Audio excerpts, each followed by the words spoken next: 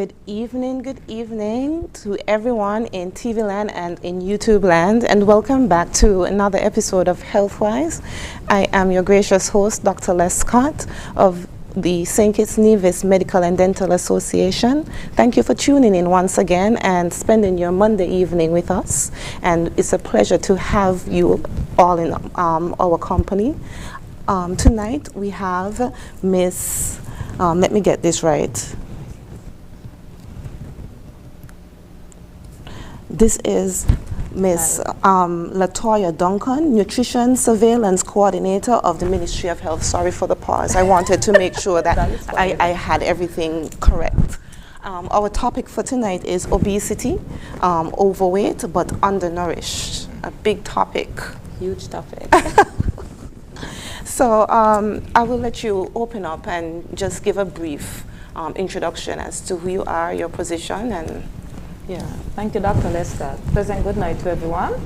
My name is Mrs. Latoya Matthew Duncan. I am the Nutrition Surveillance Coordinator at the Ministry of Health, St. Kitts. I am attached to the Health Promotion Unit, and part of our role in the Health Promotion Unit is to assist individuals, groups, organizations with health projects, more so especially for individuals to help them with self-care. Okay, that's interesting. So how long have you been in this line of business? Okay, well, I actually started in nursing. Really? I'm actually a trained nurse and midwife. I started nutrition officially after I completed my studies in 2013. So I've been a part of the Health Promotion Unit since then. Okay, awesome. So in keeping with our new format for the show, we'll be featuring a medical personnel on our Personality Spotlight and look at what's happening at the JNF Hospital in local and medical news. We'll take a quick break and we'll be back in one moment.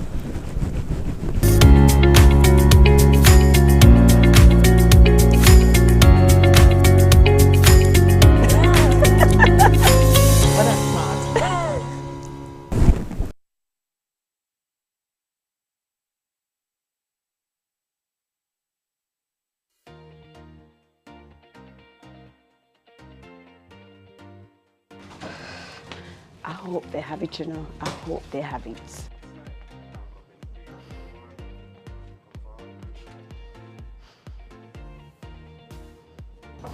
How can I help you today? Yes, I've been searching for this medication everywhere and no one seems to have it. Please tell me that you do. You've come to the right place. We have just what you need. And even if we're out of stock of the item, as soon as it comes in, we will notify you. Thank you. Bestway Pharmacy, always taking care of all your pharmaceutical needs.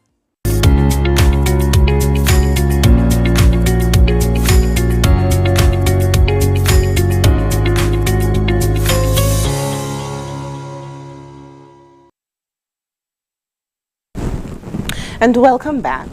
The topic for this evening, again, is obesity, overweight, but undernourished. So our first line of reasoning will be, we can define what is malnutrition.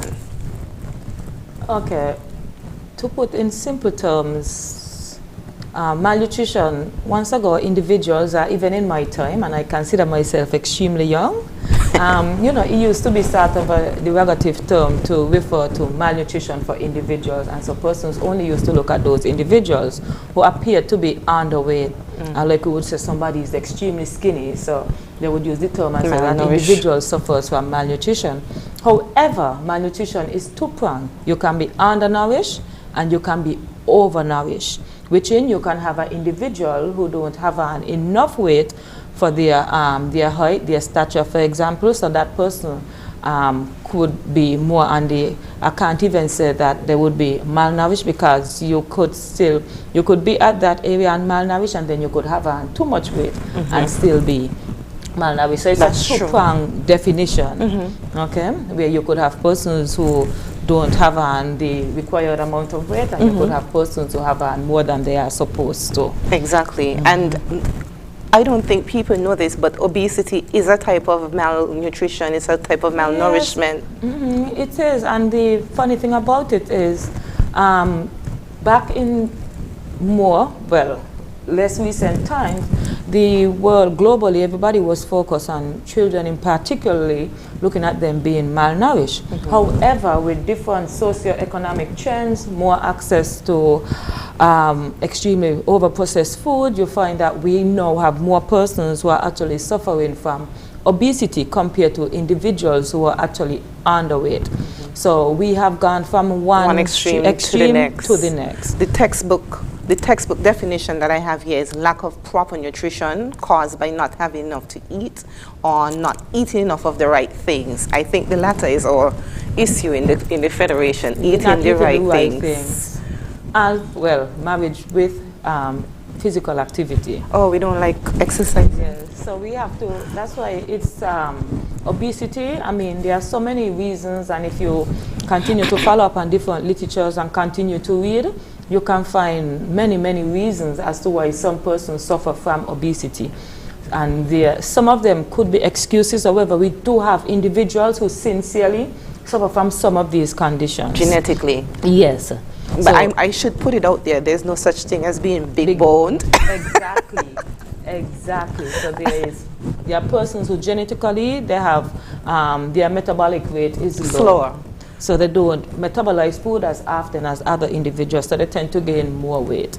Is it true that as a race, we have to look at it kind of individual as race? Apparently, blacks tend to be more lactose intolerant? Well, yes, there are some research that is saying that. For some reason, and let me put a disclaimer here, for some reason I'm seeing a lot of research being more focused on black, saying black more prone to this, black more prone to that. That's true. So research is probably saying it, however, I still have my... your thoughts. Yes, as it relates to it. However, though, genetically, even race, just by being a certain race, you definitely are prone to certain conditions. You know, for example, diabetes, kidney disease, etc. It's more prevalent among blacks. Definitely more. Okay. Okay. Oh, that's interesting. So, in other words, in our federation right now, would you say then, apart from the not eating the right amount of food, I thought that we were getting on track with the exercising and people, so it's not enough of the population? I would say it's not enough of the population, and a lot of persons are not motivated to actually want to have a change in lifestyle, which is eating correctly, exercising more often.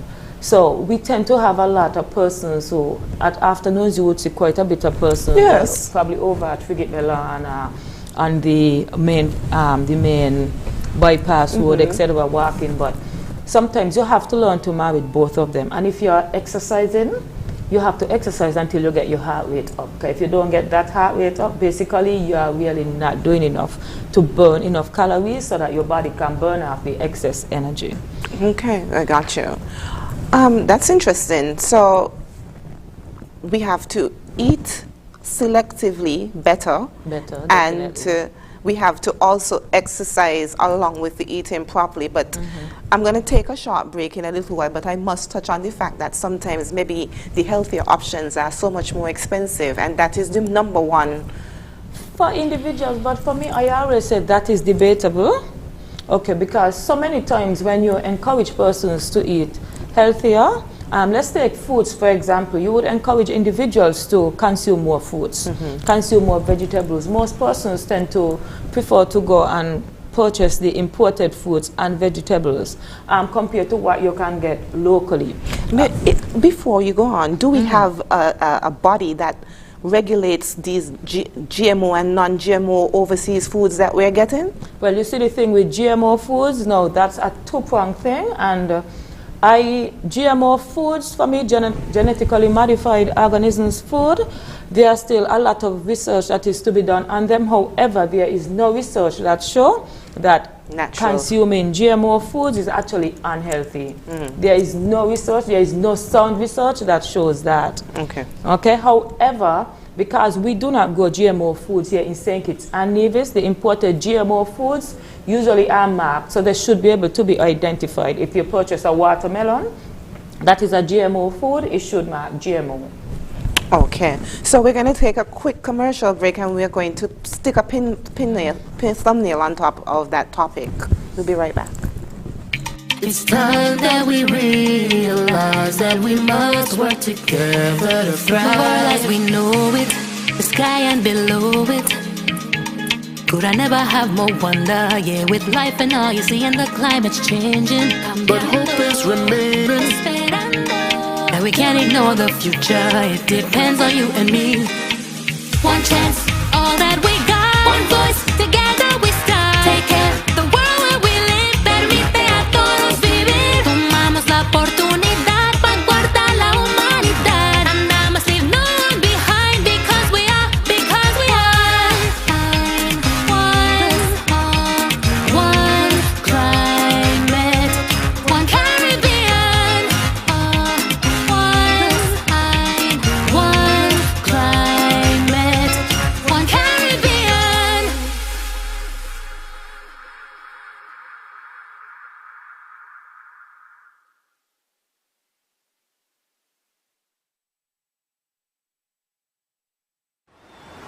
Yeah, man.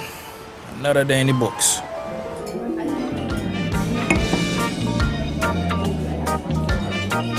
Well, hello there. Ooh, she pretty from head to toe, and are you ready to go?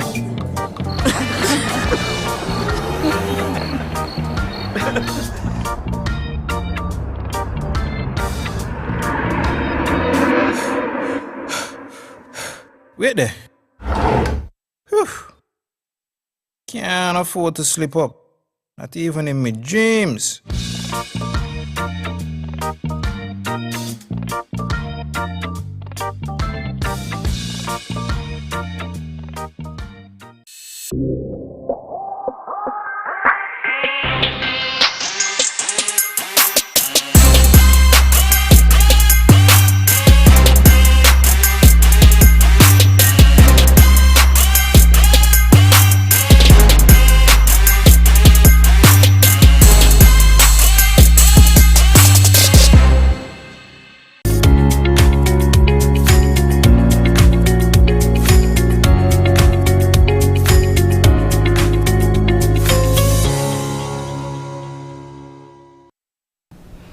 And welcome back, and thank you again for tuning in. If you were with us before, welcome back. If you're just tuning in, welcome.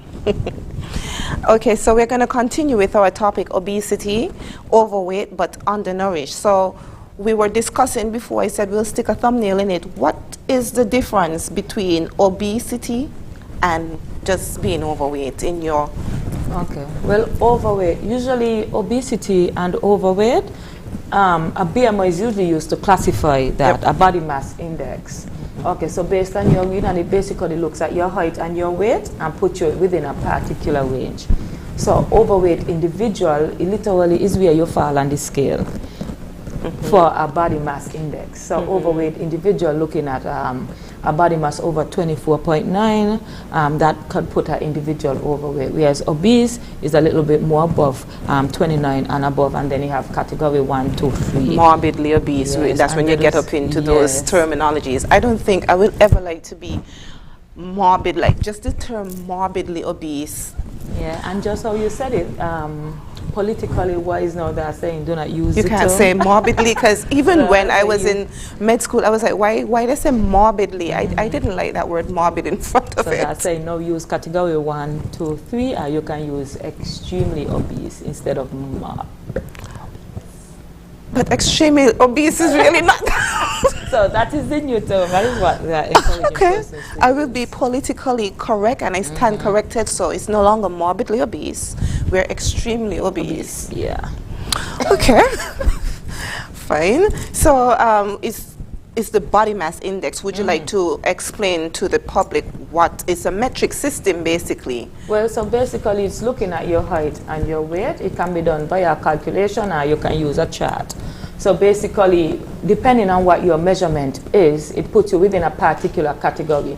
You can be underweight, you can be at a healthy weight, you can be overweight, you can be obese, you can be obese level 1, 2, or 3. So initially, persons who are usually underweight are usually, I think, 19 and below on the BMI scale. Healthy weight, I think, is about up to 24.9. And overweight goes up to 29, and over is obese. However, this is the BMI. It's not really a diagnostic tool, okay, because it might differ among individuals. For example, athletes, for example, because muscles tend to weigh more than fat, muscles are denser than fat, you could have an athlete who actually have a BMI of probably being extremely obese or maybe even obese. However, you can look at his muscular build. Yeah, you can look at the person's physique and see of that build and say, oh no, that definitely is not extra adipose tissue. That's something else. Okay, so yeah, so it's sort of an individual thing, and it also goes by race. For example, in Asians, for sure, the BMI. The BMI is much You know, lower those than people ours. told me I was obese in Taiwan. Because of your height. I was very Other offended. persons too. I was very offended. I was like, this doctor over here is trying to discriminate. Okay, so that is the thing. It's basic. That's why it's not a diagnostic tool. However, it still can be useful to assist persons with basically knowing their risk as you look at conditions that are related to being obese, being overweight. Because then with obesity, what I must point out is, what persons might not understand is, when it comes to the BMI, it's also about the way how the weight is also distributed in the body. Because from what I understand, the weight around the midsection is the most dangerous one. Yes. So could you explain to us why? I know why, but I want you to tell us why. Because of the fat tissues. And you know, and what you're looking at basically is like the apple and the android shape. So most of the time for the android shape, the apple and the pear shape. Well, the android, you know, is gentleman. So, but the apple and the pear shape. So you have the apple where is usually most of the weight is distributed around here, and that type of fat is usually one of the most dangerous. And it usually put you at more risk for some of the chronic conditions such as heart disease, etc. What you persons need to understand about excess adipose tissues is that it interferes with most of the metabolic processes, and not only those things that are happening within inside your body, it also can have adverse reactions to different medications. For example, persons who are suffering from diabetes and who are on insulin, it actually makes it more difficult for it to take place. And some other medication, they have a interaction with the adipose tissue, the extra fat tissue that is That's true, because even with the diabetes, for sure, because of where the pancreas is located, some research is suggesting that the adipose tissue around here putting pressure on those organs is what would be some of the causes, like the beginning of diabetes, like the early stages. For some of them, I found that very interesting. And which is true. And the funny thing, you know, so many times we hear about persons' weight being associated with the person's level of health, and then you'll hear some individuals say, well, weight has nothing to do with individuals' level of health. However, unfortunately, weight really can contribute to person's level of health, and contribute not in a positive way. I agree. I really, really agree, because I was having that discussion with someone that I guess because it's like this in Africa, where they feel like the bigger you are, the more healthy you are, but that's not necessarily the case at all. I find some of persons who are on the bigger side, they actually tend to get infections quite easily. And the infections, because of the weight, it don't go away, because then they have to take more than the average person, or if they were smaller, because then the BMI has a factor in how much medications you will have to take, and the absorption, the half-life in the body, all these things have to be considered. Yes, and not only that, because when you think about the body itself, you actually give the body extra work to do, extra weight to carry around, and some persons tend not to think about that, because to an individual, I feel normal, I feel okay. However, to the body, to your joints, it's extra work for them. To the joints especially. It's extra work for them. You know, the body is built in a way similar to how you would do any structure. You want to build it so that it can support the weight. And even though you are walking upright, eventually you start to have problems. You have problems with your knee, you have knee pains. You can't walk as long as you used to because you constantly have the pain. That's because your body literally is reacting to walking around and carrying this extra weight. So it comes out like like an inflammatory response. Yes. I've seen that. I've seen where some persons gain weight and their knee just starts swelling out of nowhere, their back just starts hurting out of nowhere. So it's because of the extra weight, as you say.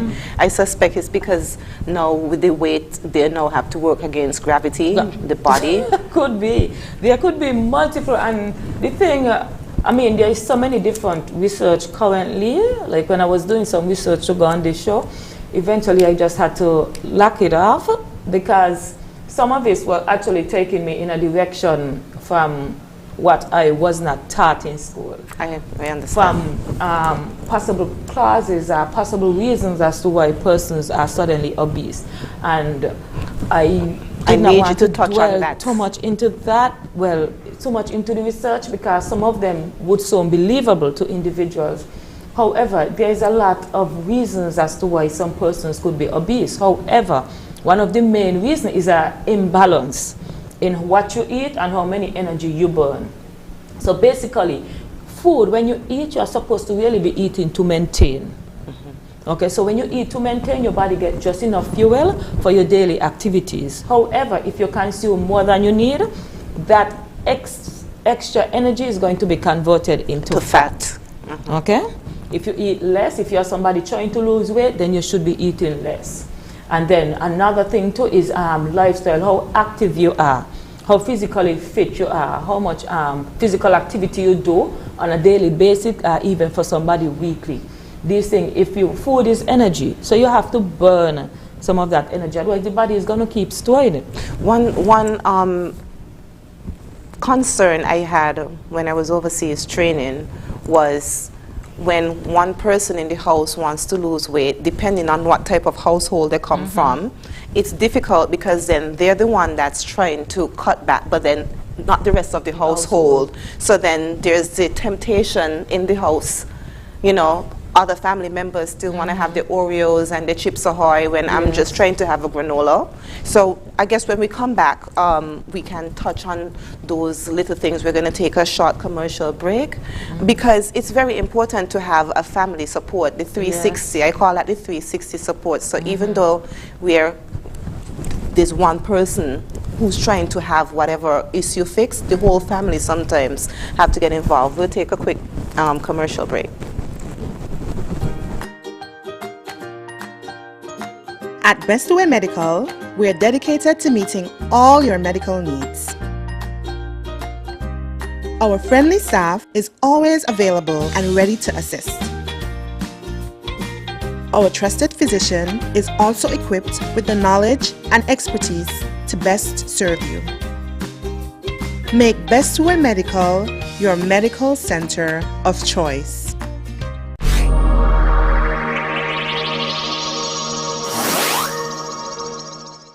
Join us on ZIZ TV for Youth Lounge with Skanifer, a talk show on vital topics such as tourism, entrepreneurship, education, religion, sex education, and mental health, featuring experts from St. Kitts and Nevis and the Caribbean region. Tune in live on the first and third Wednesday of every month at 8:30 p.m. on ZIZ TV. What did you mean earlier about climate change, Mom? Well, when I was your age, I remember beautiful coral reefs and healthy beaches. The summers weren't as hot as they are right now, and the rainy season meant that it only rained when it was supposed to. And then what happened? The weather just started to change, and storms got worse. Coral reefs started to die because the ocean was getting too warm, and crops started to die because there was not much rain. You know, we realized as adults that we were doing something that was causing this. What were you all doing? The same thing we're doing now. Not using clean, renewable energy, chopping down too many trees, and even polluting the air with gases, such as the gases emitted from our cars when we drive around. We need some help before it's too late, Mom. We can't let it get worse. What can I do? We can raise our voices. With 35 million dreams, aspirations, and futures at risk in Cari Forum, we need your voice in our story against climate change. Acknowledge, commit, act. This message is brought to you by the Caribbean Community Climate Change Center under the Intra-ACP Global Climate Change Alliance Plus program and is funded by the European Union.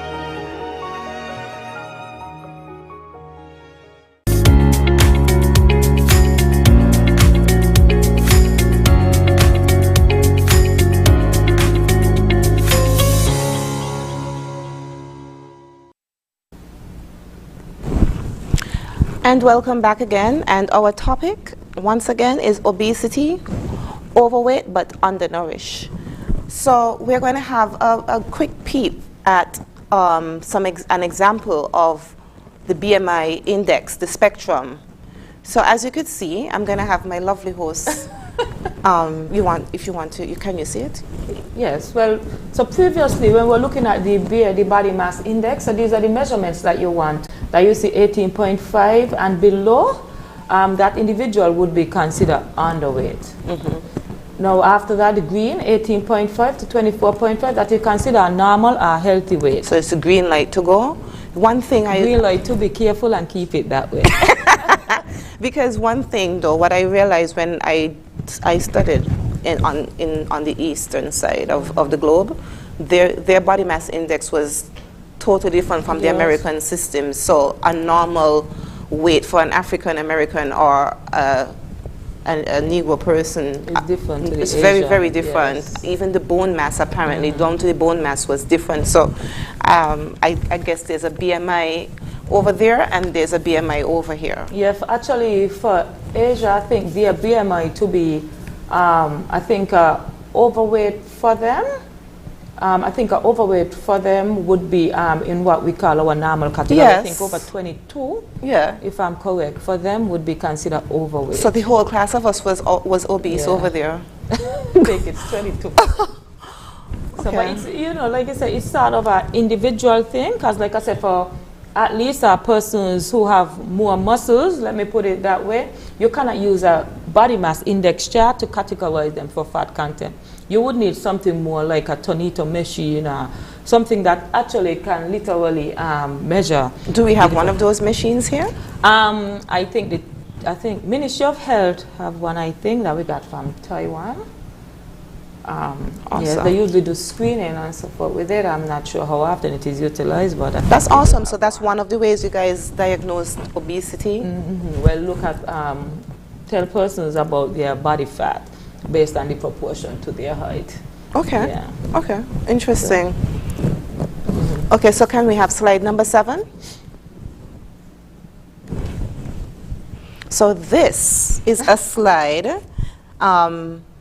But this is what we were talking about. We can't necessarily use the BMI across the board because different conditions will make a person's weight distribution be different. And we were discussing that certain conditions are almost always underdiagnosed or not diagnosed at all, especially in women. Lipidemia is one thing that I can see the manifestations of it in some persons, but I can't definitively say because they were not diagnosed, but I can see there's a look. Because for individuals even for some medical professionals, compared to other conditions like diabetes, hypertension, they don't look at obesity as a condition, when it really is a medical condition. It is. So basically, persons still just look at it as a risk factor associated with other chronic conditions. Oh, so maybe that's why we have this culture when we meet someone, we haven't seen them in a little while, we tell them, oh, you get fat, eh? That's... Yes, and we have persons who get motivated for whatever reasons to lose weight.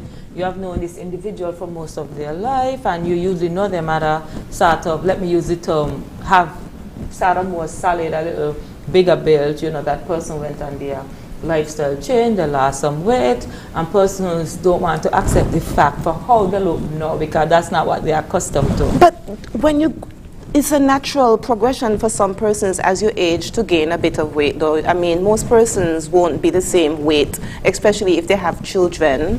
Well, for women in particular, yes, sometimes with the amount, but still you have to be careful about how much weight with women. For example, on the breast, you know, we tend to get extra fat there, on our hips and our legs and our abdomen. You know, we tend to gain quite a bit, but that do not necessarily mean for those individuals who don't have a medical condition that prevent them from losing the weight, you really don't want it to go overboard. So you have to try your very best to try to keep it under control. So you have to either maintain, you would want to go on a lifestyle change where you would actually be consuming less calories than needed, less energy in food, to ensure that your body burning the excess energy. So would you say there's a difference between the way men and women might have weight distribution? Of course there is. And tell me. It is so funny. So many times, even sometimes there is this commercial that is on, I can't even recall, I think it's a particular medication they're advertising. And you know, and the commercial spoke Ozemp. I don't recall, but I think it's the weight loss pill. Something. So you know, they spoke about women and men being different in weight loss journey, which is so true, because women especially, so many times, even though I don't like the term, persons used to say, oh, women hormonal. It is true, we have some hormones, and sometimes those tend to work against us. It's true. Some of the things like weight loss. It's true. Understand? So there are so many factors. So that's why it's an individual thing for some individuals. But there are some basic things that persons can start with: eating right, physical activity. I think we also have to start with proper diagnosis too. Yes, well, that's the thing, persons, after being diagnosed. Because then if it's a hormonal issue, no matter how much you change your lifestyle or your eating, if it's a hormonal issue, the hormones, I find a lot of women fight so hard, but the hormones, they don't realize it's a hormonal imbalance that they're having that is causing their weight to be up and down. So they're fighting the wrong battle, basically. They're starving their bodies. That's why it would be sort of a two-prong. Because then, even though individuals might say, well, there are some medication, for example, that cause individuals to gain weight. And some persons who say, well, I'm not going to bother try lose no weight because I'm going to gain weight anyway. But that ain't the approach you want to take. Okay, you still have a responsibility to yourself to do the right thing. And to maintain. To treat your body correctly, to maintain. I agree. Okay? I agree. So, but sometimes it's not that it's a never-ending battle, it's just that persons have to find the right method for them. And they need to know exactly, like you said, they need to be diagnosed properly so that they can get the appropriate treatment that is needed. So family support is really important here. Extremely, with all conditions, and even for simple daily living, family support is crucial. And one of the things, so many of my clients who might be suffering from diabetes or hypertension, sometimes you meet them for the first time. They live in a household where they have quite a few individuals. However, they are cooking two parts. They are cooking a part that where they reduce the salt in, and then they are cooking another part that for the rest of the family. You know, and I don't have to say to them, literally, what you're doing, you're literally encouraging them to come over to your side of the. And you really don't want that, because the fact that you have been diagnosed with hypertension. If this is your daughter, if this is your son, if this is your grandchild, it means that that individual is also at risk for it. And so the individual really need to be looking at ways to prevent them from going down that road, which means they need to be reducing their sodium, like what you are doing currently, to treat the condition that you are currently so that they don't get there. So that they don't get there. That's important. In this case, prevention is long way better than cure. Yes, than cure. Because diabetes, you cannot reverse it, and neither can hypertension. Once you're on those hypertensive medications, most likely you'll be on it for life. If you're taking insulin, most likely you'll be taking insulin for life. And diabetes is basically a metabolic disorder. So if you can prevent your pancreas from dysfunction in the first place, that will probably be the better option. So we're going to continue along. But first of all, we're going to also stay on the support issue, because for me personally, like I said, and like you were saying, women in particular, we gain weight for different reasons other than men. And I find as women, we tend to be very hard on each other. Yes. I find women tend to police each other all the time. There's a set of weight loss police walking around.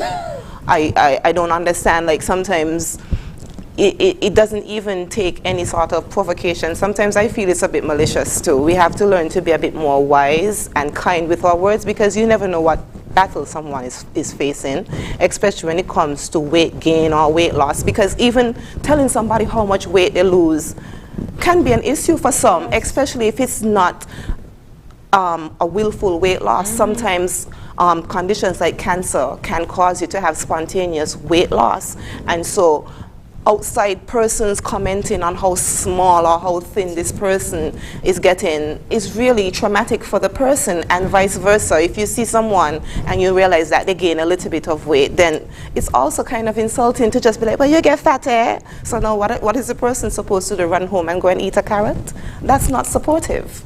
So then if you're really concerned about the person's weight, pull them aside and ask. Instead of just assuming they're eating too much, just if you're that concerned, show the concern. Yes, and the approach, because what I usually tell my clients, especially those who have been there and have the individuals referring negatively to their weight loss, it's not they're being underweight, they're just, those individuals are not accustomed to seeing them at that size. To them, that individual look funny according to them. She looks sick, he looks sick. But the thing is, that individual probably was a size 16 and they're now a size 8. So I don't just say, that's why individuals have to motivate themselves. Because you usually have to start with you. You know, when you know why you're doing it and you start seeing the results, you can't really be bothered with what other people saying. You understand? But family support also goes a long way. It goes a long, long way. But we have a lot of myth and a lot of beliefs about the amount of weight being healthy. Persons need to be at a certain weight, so if they get sick, you know, they have something to yeah, you want to see plump children because you don't want them to get sick. And really and truly, that isn't what we want to tell persons to do. That is not what we want to encourage. We want to encourage persons to try to be at a healthy weight and to try and maintain a healthy weight. Okay, not to gain weight just in case they get sick. Gaining that weight is probably what will make them sick. I agree. So tonight's Spotlight Personality, we usually feature persons that are not in our studio, but tonight we're going to do things just a little bit different. We're going to take this very special time now to recognize Mrs. Mrs. Duncan. You said your maiden name. Matthew Duncan.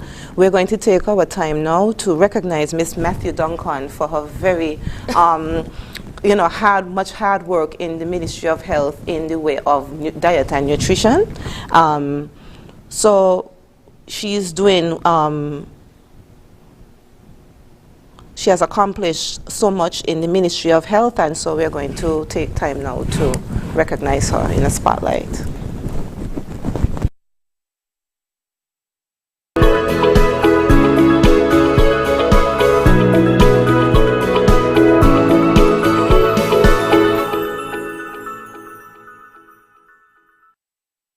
Latoya Matthew Duncan worked as a registered nurse at the JNF Hospital from 2004 to 2009 and as a registered nurse midwife from January 2013 to June 2013. From 2015 to present, she has worked at the Ministry of Health as a nutrition surveillance coordinator. Latoya is a proud Sandy Pointer, with her early education starting at the Sandy Point Primary School. At the CFBC in 2001, she obtained her associate degree in nursing and a basic certificate in midwifery. To further her education in the medical field, Latoya attended the University of Technology, Jamaica, College of Health Sciences, graduating with a Bachelor of Science degree in dietetics and nutrition. Latoya also has a Master of Science Public Health Nutrition degree. Her thesis, Family Income and Obesity Among Adults in St. Kitts. Join us on ZIZ TV for Youth Lounge with Scanaiper, a talk show on vital topics such as tourism, entrepreneurship, education, religion, sex education, and mental health. featuring experts from St. Kitts and Nevis and the Caribbean region.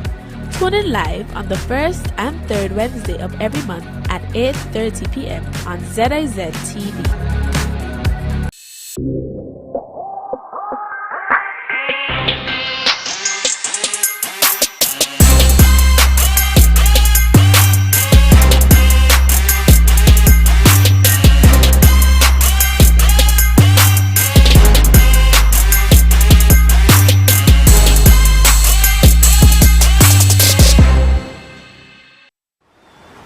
Yeah, man. Another day in the books.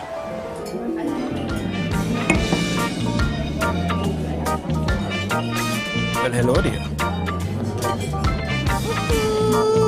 Ooh, she pretty from head to toe, and are you ready to go?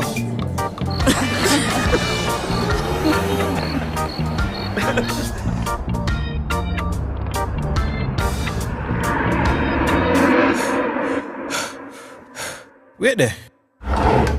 Whew. Can't afford to slip up. Not even in my dreams.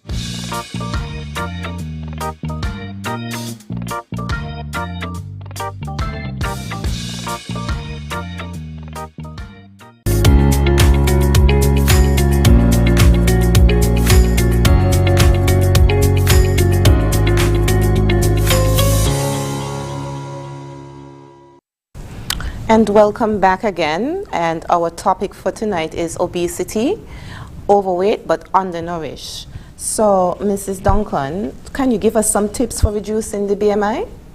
Okay. Firstly, BMI, a high BMI usually is caused by eating, and forgive me if anybody got offended, but eating too much and exercising too little. Can't really stress it on that too much. So you want to reduce some of the foods that you want to eat that may cause you to get those energy that is where you get what they call like empty energy food. It's not that you don't get energy from them. However, the food, the energy that you get from them is not really the specific ones that the body need. So those foods that are high in fat, foods that are high in sugar. So you get a sugar rush. Yes. And so then after the rush, you fall, you're flat. Yes. Yeah. So you want to decrease some of those foods. Okay. We also, in the Caribbean in particular, we tend to consume a lot of starches. And in St. Kitts and Nevis, one that we tend to always gravitate towards is bread. We consume quite a lot of bread. Bread for breakfast in some households, bread for lunch, bread for supper, and even bread for snack in between. So we have to be careful of quite a bit of these foods that we are eating. We want to try to consume more vegetables. Nutrition is extremely controversial. One time you'll hear something is good for you, another time you'll hear, oh no, it's not. But something that is constant is the benefits of consuming vegetables. Okay, vegetables is one of those foods items that, especially when eaten in the raw state, you can eat almost practically as much as you want. Okay, foods, however, you have to be careful because of the intrinsic sugars. You cannot separate the sugars out of food. And we have to remember that even though it is found in foods naturally, if you consume too much foods in a particular period and you're not burning the energy, then that sugar from the foods is also going to be stored as fats. Okay, so you have to pay attention to these things. Your starches shouldn't, your plate should not be heaped so much with starch, so much with rice, so much with pasta that literally you can't even have your plate. Your plate initially should be half of your plate, a standard size about 8 to a 9-inch plate. Oh, so they even have a measurement for the plate? I feel like all of my plates probably in danger of being too big. Yeah, and that is part of the problem that you're having. Probably about maybe 12, 10 years, 15 years probably ago, there was standard size plate. Plates were much smaller. Now we have plates that are huge. The same thing with some food items. Pizzas, bagels, bread. Even the chicken, for example, used to see smaller portions. Now everything is enlarged. Cups are larger. You know, I remember when I was younger and they introduced the larger sodas, Big Shot. Big Shot. You know, the other sodas, as a child, I used to go like, I couldn't even drink off one.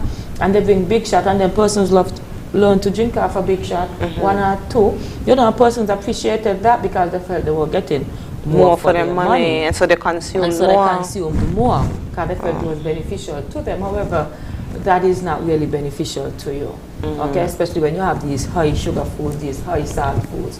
You have to be so careful with them. Not because you're getting more, it do not necessarily mean that it's beneficial to you. I was reading somewhere that sometimes if you find that you have like an unexplained prolonged sugar craving, that you might actually have a need to be detoxed from parasites. Yeah, it's an addiction. Sugar has been classified as one of those highly addictive.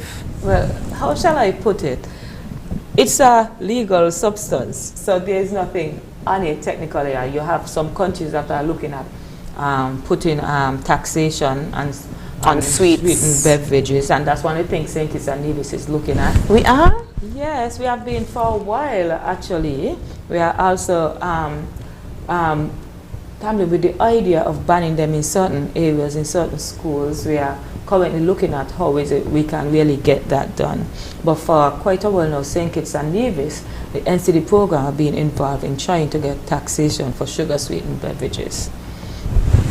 I don't know how I feel about this. So, but I think it's a step in the right direction, but I think it's going to take a while for us to adapt to that for sure. Yes, well, it's even taken a while to get the policy there. So. I heard that was one of the reasons why Nevis did not endorse having any fast food chains, like any Well, I'm not going to comment on that. I don't know. That's what I was told. Applaud them, you know, for that, you know. Ministry of Health really and truly should be involved in a lot of those activities when you have different chains coming in different countries, looking at different restaurants, etc. The health of the country should really be foremost before we invite certain activities, not only just restaurants, but you know, we have to be able to forecast certain events. In St. Kitts and Nevis, for example, in St. Kitts, the recent STEP survey, I think, they completed and was done in 2008, but it was only done on St. Kitts. And our issue that, especially in women, we had quite a bit of women who are actually obese. You know, so we have to look at this. We have to be, even though sometimes. So the men were not as obese. Not as women. We had some, but not as high as. You hear that? So did you hear that, guys? Our women are not keeping fit as the men. We have a deficit in that regard? Well, for the women, even though for these status showing that in some countries, figures are still showing that women still are living longer than men, and we think that is because women actually go to doctor, do their regular checkups, whereas men don't. So we think that might be one of the indications. But even without data, sometimes you can just look around and you can see what's happening. It is true you might need something hard written to say, well, we really need to implement a program to combat this, because this is what it is saying. But for example, if you look currently, when I went to high school, for example, and I think I'm still relatively young, you basically could have looked at, you could have counted the amount of children on your hand who were considered obese. That's However, true. it's a different ball game now. And I'm also seeing high schoolers with diabetes, early onset diabetes. Yes. I've never seen that until now. Exactly, and that is the same thing during my nursing career, I never saw any of that. Only after coming into nutrition, and even a few years after, that's when I started having juvenile diabetes clients, and you know, it was something new for me. Clients, children with kidney disease, something new for me. You know, so many different cancers in St. Kitts and Nevis. So we have to be careful, because a lot of the conditions that we have are associated with what we eat. A lot of them are nutrition related, and some of them there is the data to show that it reduces your risk. You always have persons who have the argument saying it does not matter what you do, you could end up with this, you could end up with that. However, if you don't do what is right, how will you know whether or not doing what is right really was beneficial to you? But then they must understand, if they also have a genetic predisposition, they're making it worse. Yes, exactly, and that's the idea. That's what they need to move with. That's the idea they need to think. Not the fact to say, well, you must get it, you'll get it anyway. No, you will actually make the condition worse. If you have the condition on both sides of the family and then you come and don't take care of yourself, you will find it affects you even worse than your parents did. So we're going to move along. One of our new segments segments in our show is to look at what's happening at the Joseph and France Hospital. So Dr. Jensen Morton, the Director of Health Institution at JNF, will take we'll have a quick word from him. Good day, I'm Dr. Jensen Morton. I'm the Director of Health Institutions here at Joseph and France General Hospital. And today it's going to be a different kind of setting. I know usually we take you to one of the many active sites of construction that's happening at the hospital, but the decision was made that we need to include a little bit more with regards to letting people understand that we are not just focusing on construction processes or on just the outbuilding of things. We actually are working on ways and means to improve the quality of the services that we offer and improving the staffing and other aspects that go into the healthcare. So the first area I'm going to speak of, it pertains to internal medicine. So in the past we had sometimes one, sometimes two only internists working. So the internist is the medical doctor that deals with the non-interventional parts of treating adult patients, and it also can be expanded and you can call it medicine and therapeutics. It was a tremendous strain. Now, one of the reasons why you might not have heard a lot of the outcry that would have been happening is just because the persons were enduring the difficulties that all of that responsibility bore upon them. It really was unideal, and even the international ratios with regards to the amount of patients versus the amount of actual medical staff, it was not up to international standards. So one of the things that was done was outreach took place via the Cuban embassy, and we were able to get an additional 2 internists added to that medical staff. So currently there are 4 internal medicine specialists that are on the staff of Joseph and France General Hospital, the most that we've ever had. So it's just to let the persons in St. Kitts and Nevis know that it's not just construction hullabaloo that you're seeing. We actively are looking at all of the issues that are facing us with regards to healthcare, and we're making the necessary additions to the staff to ensure that the level of expertise with regards to medical specialties that we offer, that they are available to the people of St. Kitts and Nevis. Overall, the healthcare system in St. Kitts and Nevis can improve. So, thank you.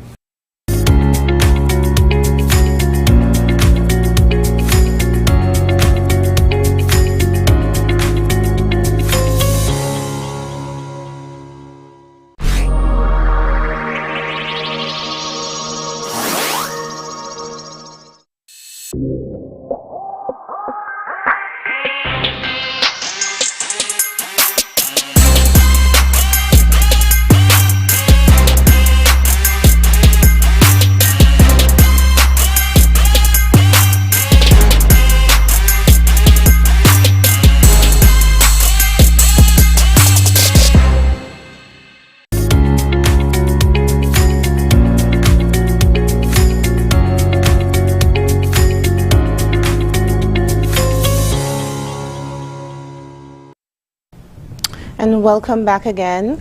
Our topic for tonight is obesity, overweight, but undernourished. And my guest is Mrs. Matthew Duncan. Welcome back. So we're going to continue our discussion. I wanted to really touch bases on the condition of lipidemia, which is metabolically opposite of obesity. Can I have slide 8? It's metabolically opposite to obesity. Obesity presents with fat accumulated in the central area of the body, primarily in the abdomen, and associated with diseases such as diabetes, high blood pressure, high cholesterol, and cardiovascular disease. Lipidemia, on the other hand, presents with peripheral fat in the extremities, while the abdomen and or the waist are typically unaffected. And I could say, typically, that is how a lot of black women sometimes are naturally shaped. So I think that lipidemia is one very underdiagnosed, if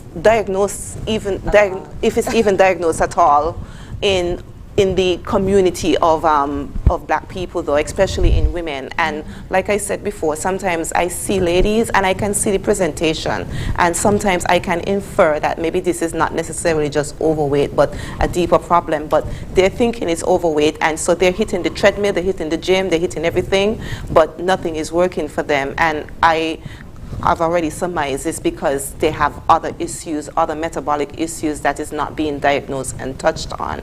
So could you touch on this for us, like when it comes to underdiagnosing women? Okay, so yes, definitely that is one of the conditions that I'm sure persons who are currently listening to this show would go like, what is that? Because a lot of times, like we said earlier in this show, persons are only look at being obese, they are not being diagnosed properly. However, with some of these conditions, it goes a little bit more than lifestyle change. For persons who are usually overweight, are suffering from obesity, you want to look, the first thing you tend to look at lifestyle changes. However, persons who suffer from these conditions, they need more than that. Sometimes they might need medication, for example, to help them. Medical treatment. They might also need a specific prescribed diet, and some individuals might even require surgery to assist them with this condition. So sometimes it's the lack of being properly diagnosed and proper resources as to why persons aren't properly treated for these conditions. And the thing is, these conditions can also lead to other common conditions related to obesity, such as heart disease, diabetes, and for even some individuals, depression. Because you would have some individuals who would be trying very often to lose weight, and they realize it's not working. And it makes them depressed. So it starts getting them mentally. That's why one of the reasons for the Ministry of Health, the nutrition program within the Ministry of Health, we actually have a competition currently for World Obesity Day, which is celebrated March 4th globally. And we have a competition within the primary schools looking at children aged 8 to 11. And so we are asking persons to submit an essay in the amount of 500 words, with no more than 500 words, on the topic, conquering obesity through prevention.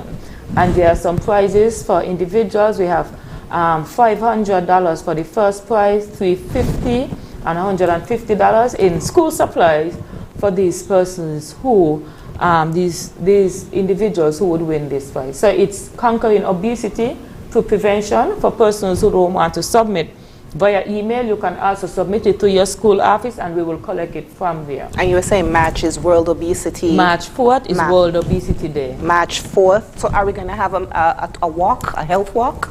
Well, we were trying to tie in certain activities with it, but we have so many different activities coming up in the Ministry of Health under the SKN moves, and so we really want to keep some of them culturally added dates specific to those. I got you. However, we will be doing quite a bit of promotion and awareness as it relates to World Obesity Day. Awesome. I really appreciate you being on the show tonight.